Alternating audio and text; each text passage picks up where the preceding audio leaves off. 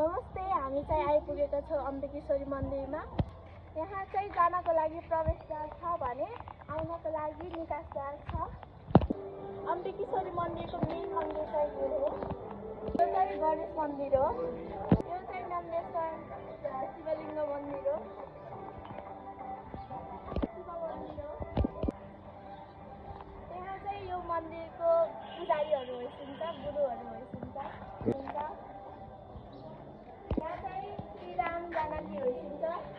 चाहिँ राम जानकीको मन्दिर हो। सरी, यो चाहिँ राधा कृष्ण मन्दिर हो।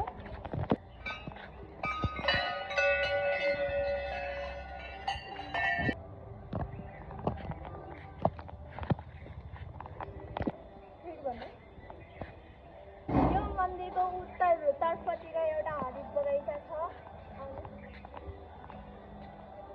यहाँ चाहिँ विभिन्न फुलहरू रहेका छन्। यहाँ एउटा